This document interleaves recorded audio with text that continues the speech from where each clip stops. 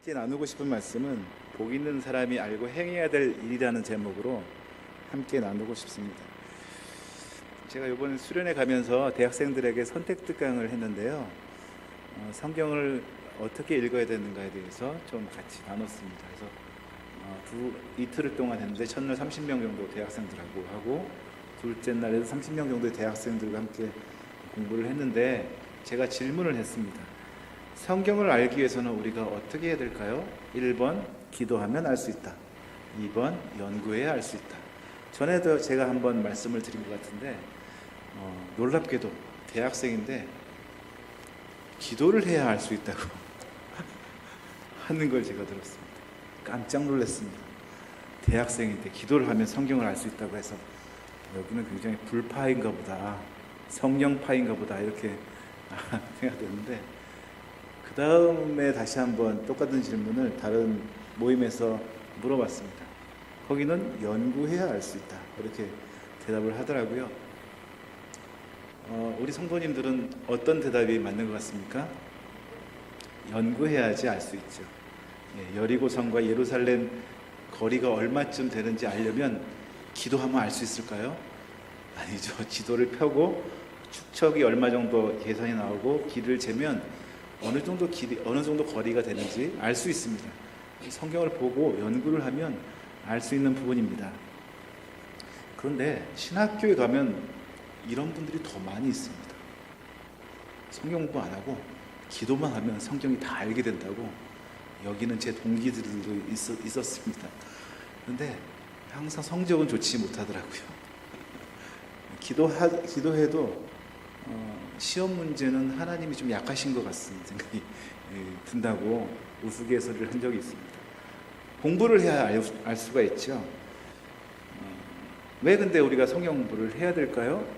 원래 성경은 굉장히 쉽게 쓰여진 책입니다. 성경은 다르게 얘기하면 하나님께서 자기 자신을 계시하기 위해서 만드신 책이다라고 하고 있습니다. 계시란 뜻은 커튼을 열다, 밝히 보이다 이런 뜻이거든요. 하나님이 자기 자신을 그렇게 밝히 보이게 만든 것이 바로 성경책입니다.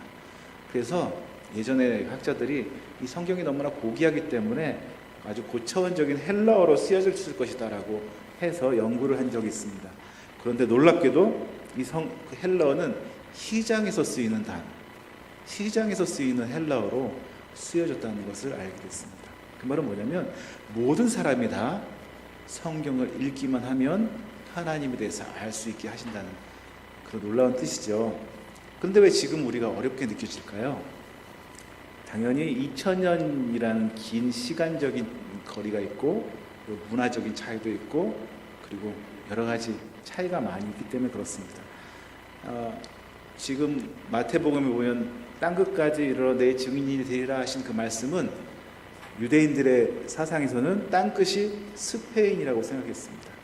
사도 바울도 스페인까지 가서 복음을 전하려고 노력했었는데 지금은 유대인의 그 인간 사상의 그 문화하고 전혀 다르죠. 지구가 동글다는 것을 알게 된 것은 아주 나중에 된 일이기 때문에 그 당시의 사람들에게는 지구는 편편하다라고 생각해서 그렇게 스페인이 마지막 땅끝이라고 생각했던 것 같습니다. 이렇듯이 그 당시의 문화와 그 당시의 지리와 그 당시의 사람들의 생활 습관을 잘 모르면 성경을 이해하는 데 좀 어려운 것 같습니다. 그래서 성경을 좀 연구를 해야 되고 왜 이 당시에 이런 말을 하셨나 좀 우리가 공부를 해야 됩니다. 근데 놀랍게도 이미 땅끝까지 복음이 전해졌습니다. 아십니까? 이미 모든 나라의 언어로 성경이 다 번역이 됐고요. 소수의 언어는 5, 6년만 있으면 그 소수 언어까지 성경이 다 번역이 된다고 합니다. 그 말은 뭐냐면 정말 땅끝까지 복음이 전파된다는 것입니다. 주님이 오실 날이 얼마 안 남은 것 같아요. 전 세계 사람들이 복음을 알 수 있게 된 날은 이제 얼마 남지 않았습니다. 주님을 이미 받아들인 사람은 주님의 재림을 이제 두려워할 필요가 없죠. 우리는 이미 복을 받은 사람이고 주님과 함께 동행한다고 여기고 있고, 그리고 이 모든 것이 하나님의 구원을 이미 우리는 인침을 받았기 때문에 그 구원은 흔들리지 않는 것에 있습니다. 그래서 어떻게 보면 우리는 복을 받은 사람입니다. 맞습니까? 맞습니다. 우리는 구약의 어떤 사람들보다 구원에 대해서 굉장히 어려움을 느끼는 그런 사람이 아닙니다. 예수님을 믿기만 하면 이미 성령님이 우리 안에 내재하셔서 그분들에 인해서 우리는 영생을 얻게 되는 것입니다. 시편 53편에 보면 전에도 말씀드렸지만 사도 바울이 우리 안에 밧세바를 범하고 나서 쓴 글이 있습니다. 성령을 내게서 거두지 마옵소서라는 고백을 합니다. 그 당시 구약 사람들은 하나님이 쓰시는 사람이었지만 이 사람이 도저히 하나님 사람으로 쓰임을 받기 어렵다 그러면 성령을 거두어 가기도 했습니다. 하지만 지금은 다릅니다. 마가의 다락방에서 120문도가 성령 세례를 받은 이후에는 성령님은 절대 우리를 떠나지 않겠다고 하시고 영원히 우리와 함께 하겠다고 하고 계십니다. 그렇기 때문에 우리는 복을 받은 사람입니다. 단순하게 얘기해서 구약에 있는 사람들보다 복을 받은 사람입니다. 우리는 예수님을 통해서 영원한 삶을 보장받았기 때문입니다. 그런데 많은 종교 사람들은 옳은 일을 하거나 선한 일을 해야지 자기가 구원을 얻는다고 생각하고 있습니다. 라마단도 마지막 끝나는 해가 지면 음식을 먹기 시작하는데 많은 레스토랑에서 무료로 음식을 나눠주기로 한다고 합니다. 그 이유는 선행을 하기 위해서. 안식일을 지키는 유대인도 마찬가지입니다. 안식일 되기 바로 전날 문을 닫게 되면 팔고 있던 그 음식들을 밖에 그냥 내놓습니다. 많은 사람들 들고 가서 먹을 수 있도록 하기 위해서. 이것도 어떻게 보면 선한 일을 하기 위해서 하는 행동으로 볼 수가 있습니다. 오늘 말씀에 다시 한번 돌아가서 율법학자가 예수님께 질문을 하고 있습니다. 어떻게 하여야 영생을 얻습니까? 이 질문은 우리하고는 상관이 없습니다. 이미 우리는 영생을 얻은 사람이기 때문에 그렇습니다. 그런데 이 율법학자가 어떻게 하여야 영생을 얻습니까? 라는 질문을 예수님은 어떻게 쓰여져 있냐고 되묻습니다. 그런데 율법학자가 이렇게 얘기하죠. 하나님을 사랑하는데 어떻게 사랑하냐면 27절에 보면 대답하여 이르되 내 마음을 다하며 목숨을 다하며 힘을 다하며 뜻을 다하여 주 너의 하나님을 사랑하고 또한 내 이웃을 내 자신과 같이 사랑하라 하였나이다. 이미 율법학자들도 이것을 알고 있었어요. 놀랍지 않습니까? 예수님이 하신 말씀 세계명인 줄 알았는데 이미 율법학자도 이 말씀을 알고 있었습니다. 그런데 놀라운 말은 뭐냐면 어떻게 사랑하라고요? 네 가지를 얘기하고 있습니다. 무엇입니까? 마음을 다하고 목숨을 다하고 힘을 다하고 뜻을 다하여 하나님을 사랑하는 것. 여러분, 우리가 영생을 이미 받았다고 해서 하나님을 대충 사랑하면 되겠습니까? 아닙니다. 이 구약 율법학자가 얘기한 것보다 더 이상으로 하나님을 사랑해야 되는데 그 당시에 율법학자가 얘기한 것은 어떻게 하면 영생을 얻습니까? 라는 대답을 본인이 대답을 하는데 그것이 뭐냐면 마음을 다하고 목숨을 다하고 힘을 다하고 뜻을 다해서 하나님을 사랑한다고 얘기하고 있습니다. 그래서 우리가 영생을 얻고 이미 복을 다 받은 사람이지만 이것과 상관없는 삶을 살면 안 됩니다.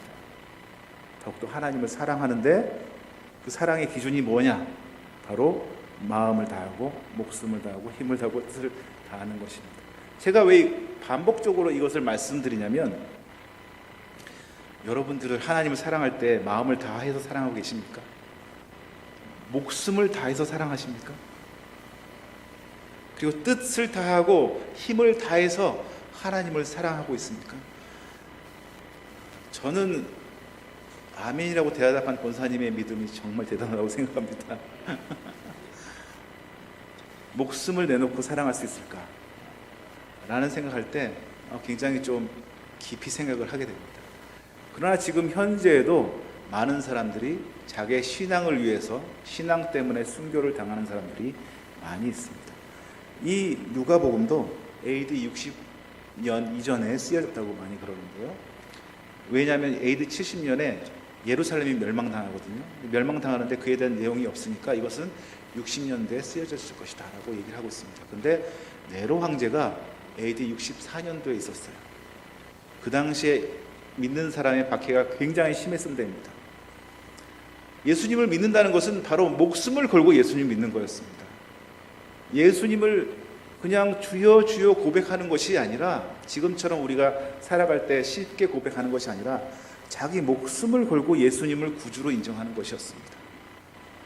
그런 삶에서 사람들이 자기 신앙을 굳건하게 세우고 살아가는 것입니다.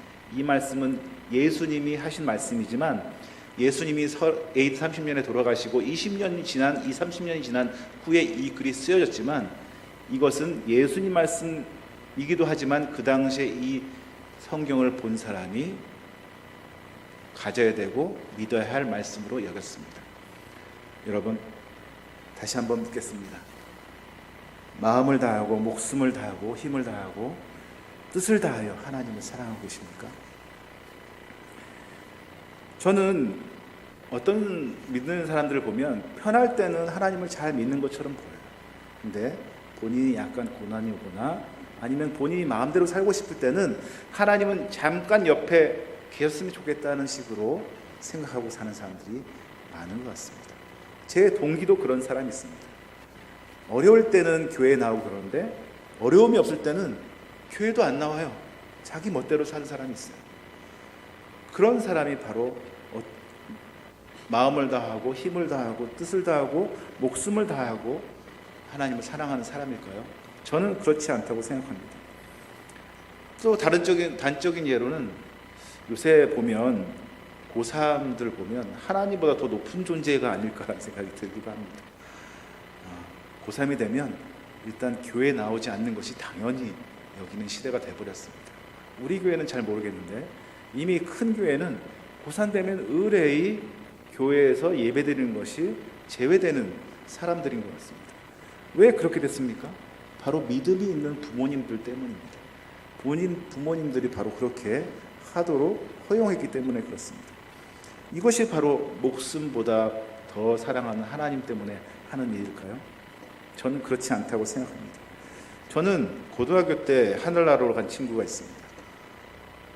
저는 예전에 이런 생각했어요. 고등학교 때 열심히 좀 공부해서 좋은 대학 가서 그 좋은 대학으로 하나님께 영광을 돌리면 되지, 이런 생각을 했습니다. 근데 이것은 굉장히 잘못된 생각이라는 것을 나중에 알게 됐어요. 왜냐하면 인생은 어떻게 될지 모릅니다. 내년에, 바로 내일도 알지 못하는 삶인데 내년을 어떻게 알 수 있겠습니까? 그리고 제가 대학생들을 많이 가르치고 있는 선교단체에 있다 보니까 고등학교 때까지만 해도 열심히 다녔던 학생들이 대학교 와서 믿음을 저버린 사람들이 너무나 많이 있음을 봅니다. 대학에 가면 더욱더 믿음이 좋아져야 되는데 대학 가면 믿음을 더 버리는 학생들이 많이 있는 것을 볼 때 너무나 안타까운 것을 볼 수가 있습니다. 우리는 정말 최선을 다해서 하나님을 사랑하고 있는지 다시 한번 곰곰하게 생각을 해봐야 됩니다. 바로 지금 현재 최선으로 하나님을 사랑하는 것이 굉장히 중요합니다. 여러분, 다시 한번 묻겠습니까? 정말 하나님을 사랑하십니까? 여러분의 목숨보다 하나님을 사랑하십니까? 만약 그렇다면 하나님이 날 좀 섭섭하게 생각해도 내가 하나님 때문에 삐지는 일은 없겠죠? 내가 목숨을 다해 사랑하고 있는데 그분이 나에게 조금 섭섭하게 한다고 해도 내가 넉넉하게 다시 한번 마음을 잡아서 하나님을 사랑할 수 있겠죠? 우리가 하나님을 사랑하는 이 마음은 다른 종교하고는 굉장히 다른 모습입니다. 우리나라에는 예전부터 샤머니즘이라는 게 있었습니다. 정화수를 뜨고 달에게 빌어서 자식이 잘 되도록 기도하는 어머니 같은 모습, 본인이 잘 되고 가족이 잘 되기를 위해서 기도하는 모습, 이 모든 것이 샤머니즘입니다. 그런데 샤머니즘은 신기하게도 자기 모습은 바꾸지 않고 다른 것은 변하게 만듭니다. 예를 들면 유교가 우리나라에 들어왔습니다. 예전에 유교가 들어왔을 때 너무나 좋죠. 나라에 충성하고 부모님께 효도하는 게 얼마나 좋습니까?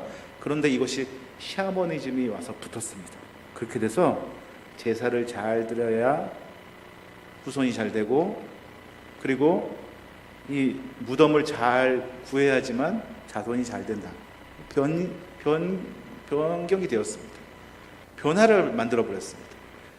또 불교가 우리나라에 들어왔습니다. 불교가 너무 좋죠. 자기 성찰도 하고 자신을 돌아보고 살생을 멀리하고 열반에 들어가도록 자기 성찰하는 모습이 너무나 좋습니다. 그런데 여기에 샤머니즘이 들어왔습니다. 자기는 변하지 않습니다. 근데 불교에 들어와서 불교를 바꿔버립니다.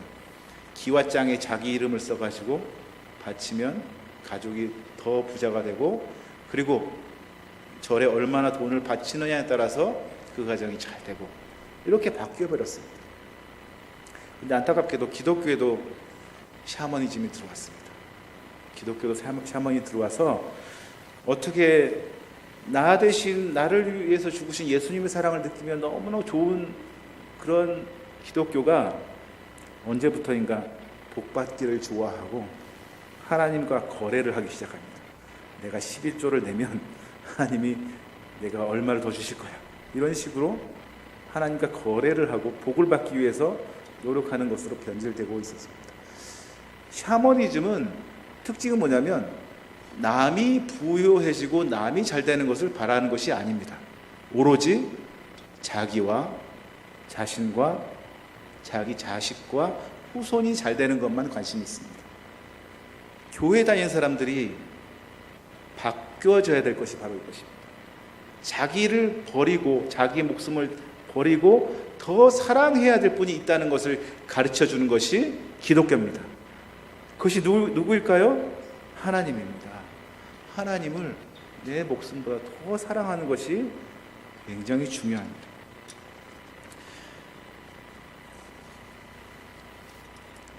자신을 위해 사는 삶이 아니라 하나님을 위해 사는 삶, 이것이 복받은 삶입니다. 그리고 우리 교회를 위해서 사는 삶, 공동체를 위해 사는 삶이 바로 복된 삶입니다. 물론 필요한 것을 구해야 된다고 성경에도 나와 있습니다. 그러나 그 전에 마음과 목숨과 힘과 뜻을 다해 하나님을 사랑하고 하나님께 감사하고 그리고 봉사하고 그렇게 사신다면 얼마나 그 전에 내가 좀 섭섭하거나 좀 잘못 생각했던 것이 어떻게 보면 다 사라질지도 모릅니다. 그래서 상처받지 마십시오, 여러분. 하나님 때문에 상처받고 사람에게 상처받지 마십시오. 내 목숨이 이미 하나님 것입니다. 목숨이 하나님 것인데 내가 조금 삐지는 게 이상하지 않습니까? 이미 나의 목숨이 없어졌는데. 그러니까 여러분, 더 사랑하십시오. 더 많이 사랑하고 더 많이 서로를 위해서 기도해 주십시오. 우리가 우리의 목숨을 내놓고 하나님을 사랑한다면 하나님이 나에게 조금 섭섭해도 하나님과 관계가 서먹서먹해지지 않을 것이고 어떻게 보면 그것을 뛰어넘는 관계가 될 것입니다. 이제 하나님의 마음과 목숨과 힘과 뜻을 다해서 하나님을 사랑하며 순종하는 저와 여러분 그리고 제3 여전도회가 됐으면 좋겠습니다. 둘째로 복 있는 사람이 알아야 되고 해야 할 일은 뭐냐면 이웃을 내 몸과 같이 사랑하는 것입니다. 이웃을 내 몸과 같이 사랑한다는 건 너무 많이 들어봤죠. 자신과 같이 사랑해야 된다는 것 많이 알고 있습니다. 그런데 유대인들은 이웃이라는 것을 한정 짓고 있습니다. 그것은 뭐냐면 같은 혈통, 그리고 같은 유대인, 그리고 이방인은 절대로 같은 이웃이 되지 못한다고 얘기하고 있습니다. 그래서 실수로 이방인을 죽여도 이것은 살인이 아니다라고 얘기하고 있습니다. 전쟁을 해서 그냥 다 없어서 버려야 될 그런 것들, 이런 것을 이방인이라고 얘기하고 이웃이 아니라고 생각하고 있습니다. 그래서 사마리아인을 굉장히 싫어한 이유도 바로 이것입니다. 같은 유대인이 아니라고 생각했기 때문에 그렇죠. 전혀 다른 민족이라고 생각했기 때문에 그렇습니다. 그런데 오늘 말씀에 나오는 율법학자 그 이웃은 누구였을까요? 바로 율법학자들과 가까운 유대인, 제사장, 레위인들이 바로 이 율법학자의 이웃이었습니다. 그런데 오늘 말씀은 바로 선한 사마리아인에 대해서 예수님이 말씀하고 계십니다. 그런데 이 사건은 비유로 말씀하지 않고 있다는 것에 주목해 볼 필요가 있습니다. 이것이 무슨 말이냐면 그 예수님이 말씀하시기 얼마 전에 이 일이 정말 있었을 가능성도 있다는 것입니다. 이것은 비유라 라고 얘기 안 하셨기 때문에 그렇죠. 비울 수도 있지만 실제로 이 일이 일어날 수도 있었다는 것입니다. 강도를 만난 유대인은 제사장과 레위인은 그냥 지나가 버리고 말죠. 제사장의 주 임무는 무엇입니까? 성전에서 희생 제물을 드리는 것입니다. 그 일을 다 마치고 집으로 많이 갔어요. 여리고에 예루살렘에 있던 그 일을 하다가 여리고에 제사장들이 많이 살았다고 합니다. 그래서 일을 마치고 다 여리고로 내려가고 있었는데 다 피하고 말죠. 이유는 여러 가지 이유가 있습니다. 또 다른 강도를 만날 것을 두려워해서 빨리 지나갔거나 또 한 가지 이유를 생각해 보면 이미 죽었을 것이라고 생각해서 시체를 만져서 자신이 더럽혀서는 안 된다는 율법 준수의 정신 때문에 이 사람을 지나갔다고 얘기하는 수도 있습니다. 어떻게 보면 더 하나님을 섬기기 위해서, 하나님을 더 잘 섬기기 위해서 이 사람을 그냥 지나셨다고 볼 수가 있죠. 왜냐하면 만약에 죽은 사람을 건들게 되면 즉시 부정하게 되고 일정 기간 동안 제사를 드리지 못하게 됩니다. 하나님을 섬기지 못하게 됩니다. 그러니까 이 사람은 더욱더 하나님을 섬기기 위해서, 하나님을 잘 섬기기 위해서 이 사람을 지나갔습니다. 그런데 백성을 사랑하고 하나님을 사랑하는 사람이 해야 될 일이 아니라는 거죠. 이것은 인간적으로 봤을 때 잘못된 일입니다. 레위기 21장 1절에서 3절 보면 이 말씀이 있습니다. 한번 읽어보도록 하겠습니다. 시작.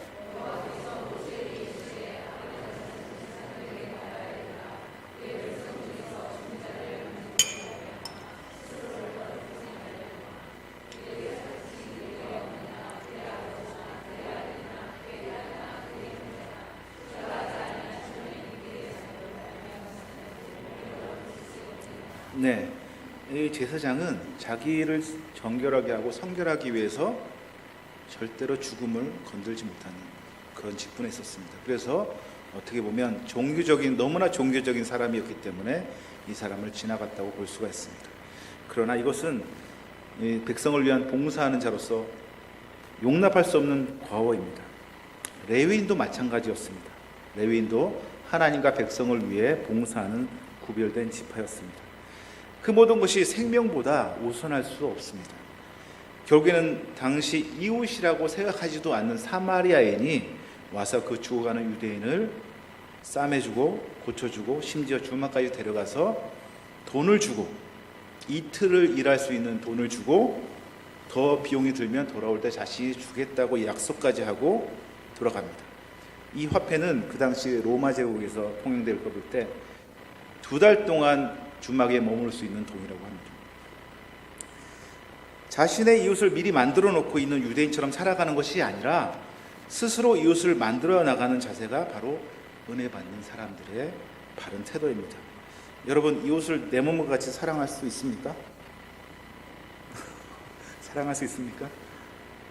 혹시 예수 믿는 사람만 내 이웃이라고 생각하지 않습니까? 예수 믿는 사람만 내 이웃이고 예수 안 믿는 사람들은 그냥 내가 죽여도 살인이 아니야 라고 생각하는 경우가 없지 않아 있습니까? 그렇다면 이 율법학자와 똑같은 생각을 갖고 있는 것입니다. 아닙니다. 모든 사람이 바로 이웃입니다. 그 사람에게도 필요한 것은 예수님이고 그 사람도 구원받아야 될 사람입니다. 예수님께서 율법학자에게 물으십니다. 이 세 사람 중에 누가 강도 만난 자의 이웃이 되겠느냐? 그러나 저는 이렇게 얘기하겠습니다. 사마리아인입니다. 그런데 이 사람은 그렇게 대답하지 않습니다. 어떻게 대답했을까요? 자비를 베푼 자입니다. 자기 입으로 사마리아인이라는 얘기를 하기 싫어했던 것 같습니다. 철저하게 자기가 만들어 놓은 공간에 제한을 두고 벗어나지 못하는 그런 사람인 것 같습니다. 이웃을 내 몸처럼 사랑하는, 그리고 사랑이 풍성한 저와 여러분이 되었으면 좋겠습니다.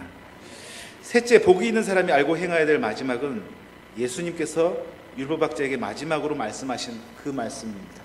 너도 이같이 하라. 다르게 얘기하면 순종하라 말입니다. 선교단체 예화 중에 수레바퀴 예화가 있습니다. 높은 언덕에서 여러분 굴렁쇠 같은 거 아니면 연탄 이렇게 굴려본 적, 제 나이가 좀 나오는데 연탄 이렇게 굴려본 적이 있습니까? 하얗게 다 타버린 연탄이나 굴렁쇠나 아니면 타이어 같은 거 이렇게 굴려본 적 있습니까? 아무도 없군요. 저만 산골에 살았는지.